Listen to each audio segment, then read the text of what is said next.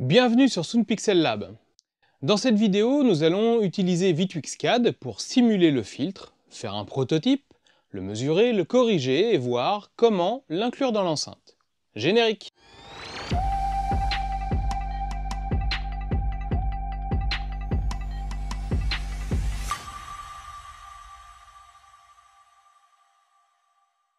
V2X-CAD est un logiciel de simulation. On l'a utilisé succinctement pour calculer la distance enceinte-sol-micro et avoir la courbe d'effet de baffle et de diffraction, mais sa principale fonction est la simulation de filtres acoustiques, que ce soit actif ou passif. Il permet de considérablement dégrossir le travail avant d'acheter les composants pour un filtre passif par exemple, cependant il y aura toujours des petits ajustements à faire lors de la mise au point du filtre. On attaque directement, ouvrons V2X-CAD. À l'ouverture, on est sur l'onglet Crossover, filtre en français.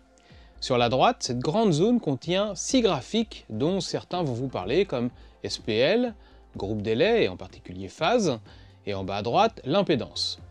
On verra les autres graphiques un peu plus tard dans la vidéo. Sur la gauche, c'est notre zone de travail. On trouve l'onglet Driver où l'on importera nos mesures de haut-parleurs et un onglet Room permettant de simuler la réponse en fréquence de l'enceinte dans la pièce. Mais avant d'aller plus loin, une petite précision. Je ne vais que vous montrer comment utiliser V2X-CAD et les points qu'il faut surveiller lorsque l'on fait un filtre. Et encore, l'utilisation du logiciel sera assez simple par rapport à ce qu'il est capable de faire. Je ne vais pas et je ne peux pas vous dire quel filtre vous devez faire. D'une part, celui que je vais réaliser ici n'est valable que pour ces haut-parleurs installés dans cette enceinte. Et entre le choix des fréquences, des pentes de filtrage, si on corrige ou non tel ou tel point, si on fait de l'actif, du passif, les deux, suivant les habitudes de chacun, il y a beaucoup de possibilités et si vous demandez à 10 personnes de faire un filtre, vous aurez probablement 11 schémas différents. Pour cette vidéo, je vais faire un filtre passif. L'avantage, c'est assez facile à réaliser et une fois terminé, l'utilisation de l'enceinte est simple. On y branche un amplificateur et on profite. Cependant, on peut avoir des difficultés à faire certaines choses. Je pourrais aussi faire du filtrage actif. L'avantage, c'est qu'il n'y a presque pas de limite sur les possibilités de filtrage et de correction. L'inconvénient, c'est qu'il faut un filtre actif et autant d'amplis qu'il y a de haut-parleurs. Et comme en passif, certaines choses ne peuvent pas se faire en actif. Le summum est de faire un mix actif-passif pour prendre le meilleur des deux mondes. Lorsque l'on ouvre V2X-CAD, par défaut est chargée une réponse en fréquence et une impédance linéaire. Si on va dans l'onglet Crossover, on peut raccorder la source au haut-parleur et on voit s'afficher une réponse en fréquence plate à 80 décibels et une impédance plate à 8 ohms. Alors là, forcément, ce n'est pas très utile vis-à-vis de mon enceinte et faire le tour des différents filtres qu'il est possible de faire risque d'être très long, barbant et pas vraiment utile pour cette vidéo. Cependant, pour réaliser mon filtre, je vais avoir besoin de 3 composants de base. La résistance, le condensateur, moins gros, et l'inductance. Mais prenons une minute pour mettre de côté immédiatement un sujet épineux, le choix des composants. En gros, faites comme vous voulez. Vous souhaitez acheter telle ou telle marque, ce n'est pas le sujet, et vous faites comme vous voulez. Mes principaux conseils se concentrent sur l'aspect technique du choix des composants, avec des valeurs respectées, une tenue en puissance et en tension en rapport avec les capacités des haut-parleurs, et une qualité de fabrication correcte pour que le filtre soit durable. Maintenant que ce point est traité, revenons à V2X-CAD. Le premier composant que je peux mettre en série avec le haut-parleur, c'est une résistance. Par défaut, elle a une valeur de 10 ohms, et l'effet est simple. On baisse le niveau global et l'impédance augmente. Si je remplace la résistance par un condensateur en série, l'effet est différent. Il laisse passer les hautes fréquences, l'impédance augmente dans le grave, on a créé un filtre passe-haut. On constate aussi un effet sur la phase, elle augmente dans le grave pour tendre vers 90 degrés. Je remplace le condensateur par une inductance, je laisse passer les basses fréquences, l'impédance augmente dans l'aigu, j'ai un filtre passe-bas. La phase baisse en tendant vers moins 90 degrés. Mais une inductance, c'est un fil de cuivre ici, enroulé autour d'un axe. Et un fil a une résistance linéique, qui est dépendante de sa nature, sa longueur et sa section. L'inductance aura donc une résistance série, une DCR, qu'il faut prendre en compte lorsque l'on fait le filtre. Comme avec une résistance en série, si je fais varier la valeur DCR, le niveau global monte et descend. C'est un paramètre à ne pas négliger au moment du choix des composants. Cette résistance série peut être un avantage ou un inconvénient. Placer un seul composant en série, condensateur ou inductance, fait que l'on a un filtre de premier ordre ayant une pente de 6 décibels par octave. Une octave, c'est lorsque l'on double la fréquence. Si je passe de 440 à 880 Hz, je monte d'une octave. Et inversement. Ensuite, on peut faire des associations de composants. Si en plus de mon inductance en série, je rajoute un condensateur en parallèle du haut-parleur, j'augmente la pente de filtrage de mon filtre, passant de 6 à 12 décibels par octave, et j'obtiens un filtre du second ordre. Si je rajoute une inductance en série après le condensateur, j'augmente encore la pente, passant à 18 décibels par octave, et j'ai un filtre du troisième ordre, etc. Mais en rajoutant des composants, on augmente également l'effet sur la phase. Et à partir de l'ordre 2, apparaît une nouvelle variable, le facteur de qualité du filtre, noté avec la lettre Q. Ce facteur de qualité va jouer sur la transition entre la partie plate où le filtre n'agit pas et la pente stabilisée du filtre. Bref, on peut associer les composants un peu comme on veut, et on ne va pas faire le tour de tout ce qu'il est possible de faire, ce serait beaucoup trop long. Je vous invite à utiliser V2X-CAD et regarder les effets des assemblages de composants, c'est un excellent moyen d'apprendre. Revenons à notre enceinte. On va aller dans l'onglet Driver. J'ai ici mon premier haut-parleur que je peux renommer. J'ajoute un second haut-parleur en cliquant sur le plus vert et je le renomme. Dans cette zone, je vais aller chercher les courbes de réponse en fréquence en lien avec mon haut-parleur. Je sélectionne toutes les courbes et comme je les ai correctement nommées, V2X-CAD comprend directement à quoi elles correspondent. Tout en bas, je vais aller chercher mon impédance. Puis je vais faire la même chose avec mon autre haut-parleur.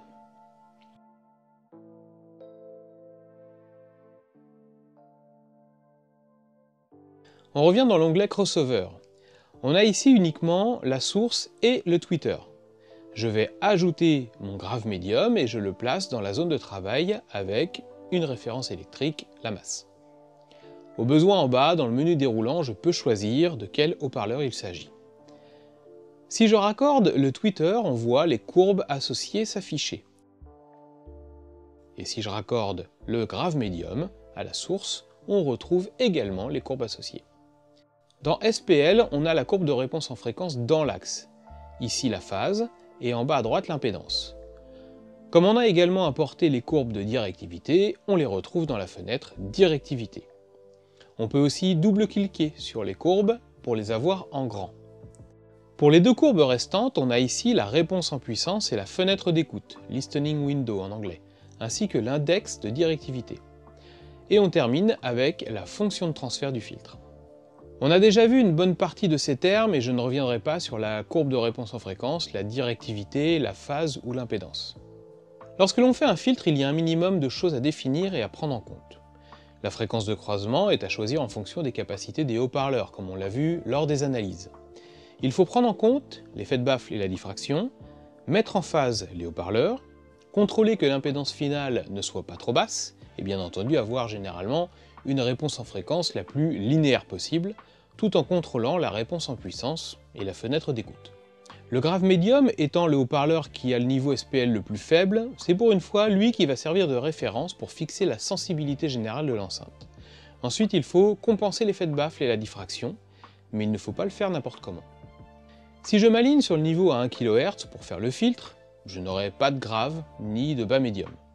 Et au contraire, si je me cale sur une valeur trop basse, je vais devoir fortement baisser le niveau des haut-parleurs et je vais perdre en sensibilité globale. Ici, un bon compromis se trouve autour des 300 Hz avec un niveau à 82 décibels environ. J'ai mon niveau de référence, niveau qui pourra peut-être bouger un peu en fonction du filtrage que je vais faire par la suite. Pour le grave, il faut que je fasse un filtre passe-bas, et pour l'aigu, un filtre passe-haut. La topologie de filtre qui est la plus simple à mettre en œuvre et qui offre un très bon résultat selon moi, c'est le filtre Linkwitz-Riley de rang 4 avec une pente acoustique à 24 décibels par octave. Et pour visualiser ma courbe cible acoustique à atteindre, je fais un clic droit dans ma fenêtre SPL et je sélectionne Optimiseur. Je vais dans la zone Textbook Target. Pour le SPL, je mets 82 décibels et on voit en arrière-plan une droite rose apparaître. Dans le menu déroulant, Low Pass, je vais choisir le type de filtre, Linkit-Riley, et en dessous le rang puis la fréquence de coupure. Et voilà, j'ai la cible à atteindre pour mon filtre. Alors, vous pouvez prendre un autre type de courbe cible, Bessel, Butterworth, pour les plus connus, mais comme pour les composants, ce sont des choix qui sont personnels et vous pouvez faire ce qui vous semble le plus adapté ou pertinent par rapport à votre projet. Mais il faut bien distinguer la courbe cible acoustique de la courbe cible électrique. Quand on s'amusait avec les composants en début de vidéo, comme les courbes du haut-parleur et de l'impédance étaient linéaires, on avait des courbes électriques qui collaient à la courbe acoustique. Mais avec nos réponses en fréquence chahutées et nos impédances en montagne russe, la courbe cible électrique ne collera plus du tout à la courbe cible acoustique choisie. Mon objectif, c'est une pente acoustique de 24 décibels par octave, et pour y arriver, il est très probable que je n'applique pas un filtre ayant une pente électrique de 24 décibels par octave. C'est un point vraiment important à comprendre. Je vais placer des composants pour que ma courbe de haut-parleur se rapproche le plus possible de la courbe cible acoustique. Je vous montre. En premier, je place simplement une inductance en série sur le grave médium pour avoir un début de filtre passe-bas. Et là, on voit deux choses. La première, c'est qu'avec une inductance de 1,2 mH, la réponse en fréquence se cale plutôt bien sur la cible acoustique jusqu'à 2 kHz environ. La seconde, c'est qu'à cause de la résistance série de l'inductance, mon niveau dans le grave est légèrement descendu.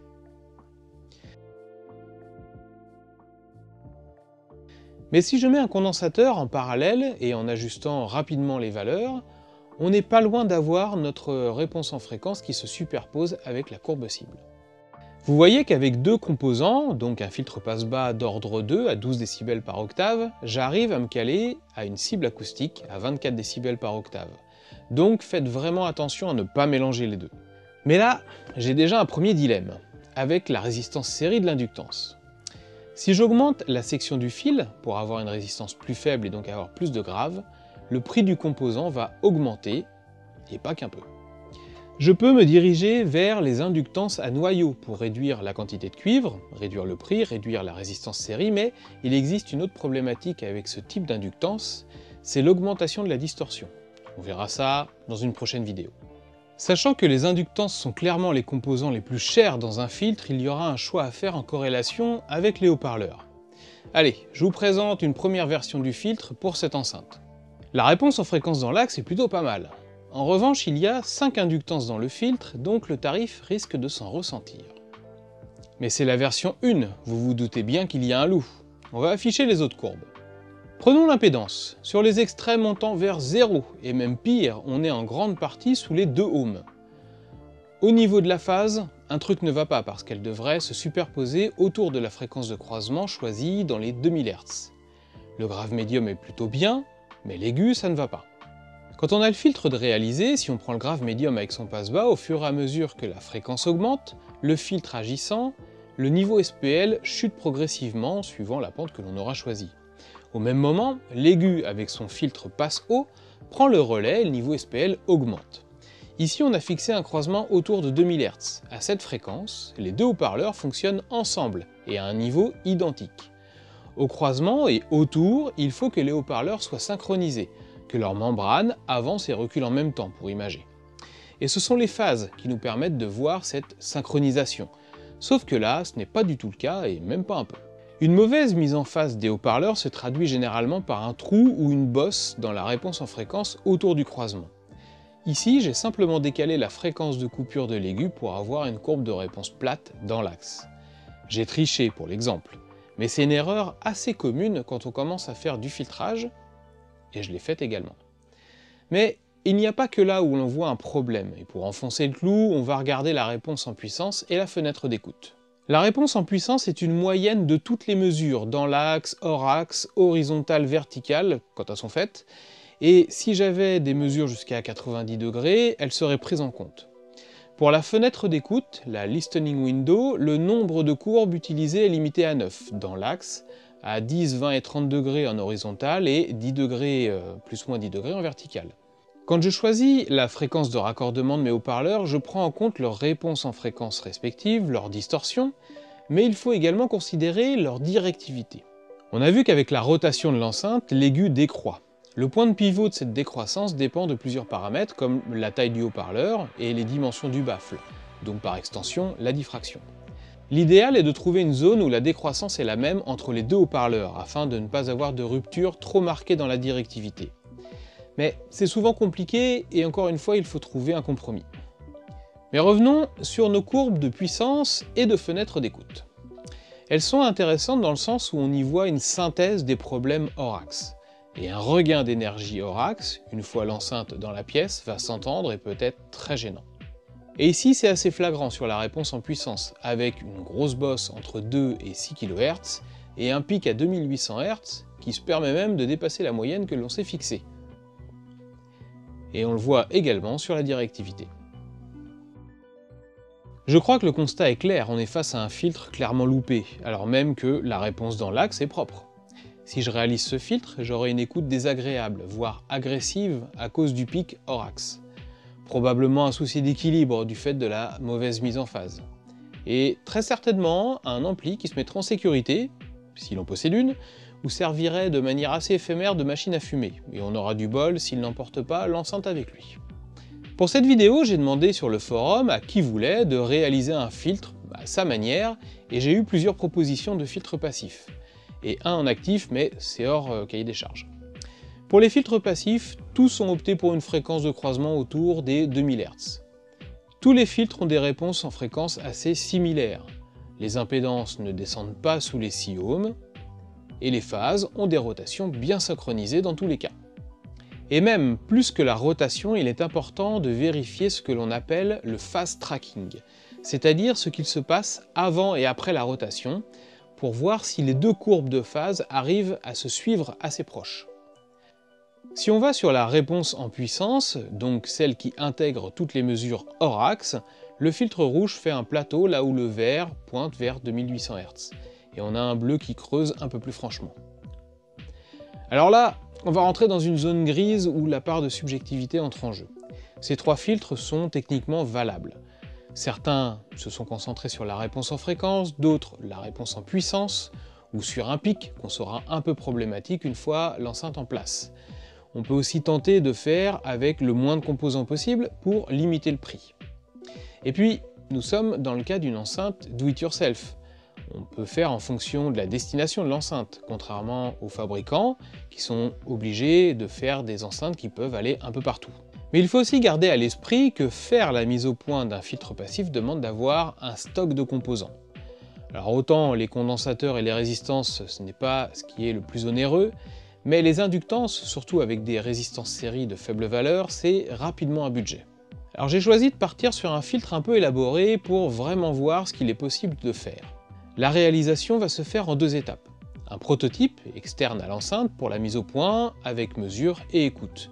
Puis une fois qu'il sera corrigé et validé, il faudra le monter définitivement. Pour le prototype, je vous conseille ce type de connecteur rapide, appelé régulièrement Wago, même s'ils ne sont pas de la marque. L'avantage de ces connecteurs rapides, c'est qu'ils sont faciles à utiliser et surtout n'ajoutent pas de résistance supplémentaire, contrairement à ce genre de fil, avec des petites pinces croco là comme ça c'est 0,5 ohm en plus dans le circuit. Quand vous en mettez 26 dans le prototype, vous rajoutez 13 ohms de résistance en tout, et votre prototype est complètement loupé. Ou sinon, il faut en acheter des plus chers, donc avec du fil plus gros, et ça, c'est comme vous voulez. La simulation du filtre est celle-ci. 16 composants avec 4 inductances, dont 3 pouvant avoir des DCR élevés si on réduit la résistance qui est en série avec. Des réponses en fréquence et en puissance propre, une mise en phase impeccable, une directivité plutôt propre également, et une impédance qui descend à 5,9 ohms au minimum. Alors, voici le prototype. J'ai fait avec les composants que j'avais en stock, donc j'ai associé des condensateurs pour avoir les bonnes valeurs, et la grosse inductance qui est là sera remplacée par une plus petite avec une DCR plus élevée, et j'ajusterai la résistance qui est en série. Je vais faire mes mesures dans les mêmes conditions que précédemment avec le micro dans l'axe de l'aigu à 1 mètre. La première chose que j'ai fait, c'est de mesurer le filtre tel quel, uniquement dans l'axe. Je retrouve bien la réponse en fréquence qui correspond à la simulation. Mais il y avait un petit truc qui n'allait pas lorsque je passais de la musique. Parce que oui, on peut tout mesurer, on est dans la capacité technique de le faire et avec une précision largement supérieure à ce qu'est capable le couple oreille-cerveau. On peut voir avec les mesures ce que l'on entend, il faut juste faire la bonne mesure. On peut aussi aimer un type d'écoute spécifique, donc il faut aussi savoir faire confiance à ce que l'on entend si quelque chose dérange ou ne plaît pas. Et pour le coup, je trouvais un petit déséquilibre, avec un grave et un aigu plus présents. J'ai donc rejoué avec V2X-CAD pour corriger le filtre en remontant le niveau autour des 3 kHz. Puis j'ai refait une écoute et comme je trouvais ça mieux, j'ai fait les mesures complètes. Donc on arrive à tout ça. Dans l'axe, le grave médium seul, l'aigu seul, l'impédance, les mesures polaires et le reverse phase. Ah oui, le reverse phase. Vous vous souvenez juste avant quand je disais qu'à la fréquence de croisement, les deux haut-parleurs devaient bouger de manière synchronisée. Eh bien, en inversant la polarité d'un des haut-parleurs, je l'ai fait fonctionner en opposition. Il va y avoir une annulation de l'onde sonore sur la plage de fréquence commune et un creux va se former sur la réponse en fréquence. C'est un moyen de contrôler la bonne mise en phase des haut-parleurs. Sous V2X-CAD, j'ai exporté les réponses en fréquence de chaque haut-parleur, la réponse en fréquence globale et l'impédance pour pouvoir les ouvrir sous RoomEQ Wizard et savoir si les mesures correspondent à la simulation. Dans Overlay, je choisis les réponses en fréquence dans l'axe. En bleu, c'est la mesure, en rouge, la simulation. Pour les haut-parleurs filtrés seuls, c'est également très bien. Et avec le reverse, on est impeccable. Sur l'impédance, on est proche du sans faute. Et au niveau des phases alors, j'ai appliqué la même manipulation que lors des mesures sur les haut-parleurs bruts. Mesure des haut-parleurs seuls, fenêtrés, je fais Estimate IR Delay sur le tweeter, je note le temps et j'applique. Puis je bascule sur le grave médium filtré, offset t égale 0 et je rentre le temps trouvé juste avant. En bleu c'est la mesure et en rouge la simulation. Là encore, la mesure colle très bien avec la simulation. Pour être franc avec vous, je ne pensais pas réussir une aussi belle superposition entre les mesures et la simulation. Je crois que c'est la première fois que j'arrive à avoir un truc aussi bien. Maintenant que l'on a un filtre qui est corrigé et que l'on a contrôlé que tout allait bien, il faut en faire un montage final. Généralement, on l'intègre dans l'enceinte, mais on peut aussi le mettre à l'extérieur. Cependant, il est préférable de le mettre assez proche de l'enceinte et d'avoir une liaison entre le filtre et le bornier de l'enceinte faite avec des câbles de bonne section, car, comme on l'a vu lors de la simulation, même une petite résistance va avoir une influence.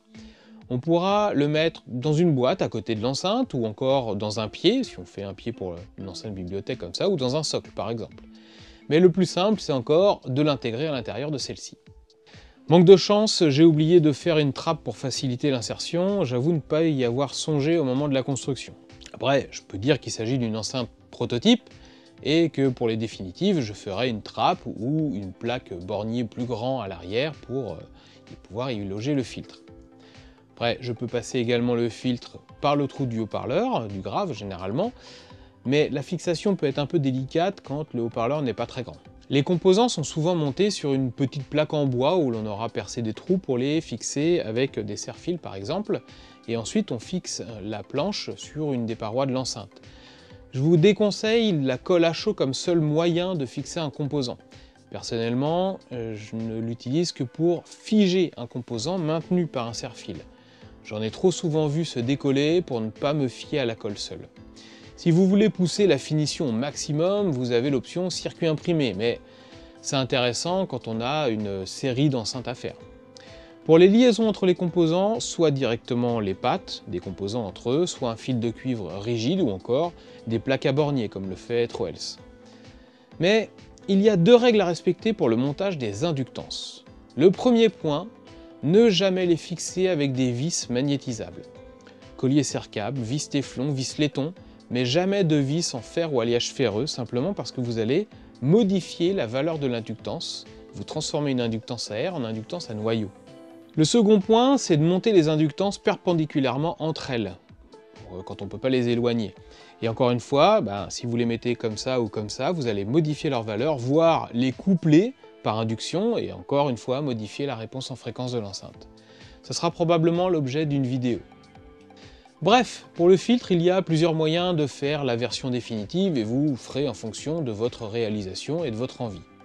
Gardez en tête qu'il faut que ce soit pérenne et facilement accessible aux besoins. Alors que dire de plus sur ce filtre spécifiquement? En l'état, si je devais le monter proprement, j'en aurais pour un peu plus de 50 € de composants par filtre, en fouillant bien internet pour optimiser les coûts. Alors la question est de savoir, est-ce que c'est pertinent avec 40 € de haut-parleurs? Là je dirais que c'est suivant votre volonté et vos finances. Ici, les haut-parleurs ne sont pas mauvais. La caisse pourrait être un peu améliorée, optimisée, et je serais personnellement prêt à mettre 50-60 € dans le filtre si j'arrive à tirer le meilleur de chaque transducteur.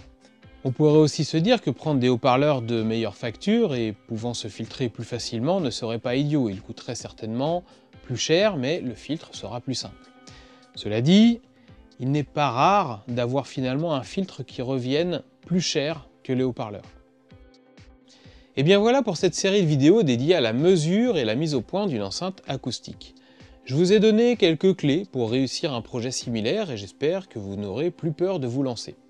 Personnellement, j'ai pris plaisir à faire ces vidéos, j'ai également appris beaucoup en lisant, relisant des documentations et en échangeant avec mes camarades pour la réalisation et l'écriture des scripts. Camarades que je remercie énormément pour leur partage et leur patience, et merci à vous pour avoir été aussi nombreux à regarder et commenter ces vidéos. N'oubliez pas de vous abonner, de liker, le petit pouce bleu, et de venir discuter sur le forum. À bientôt!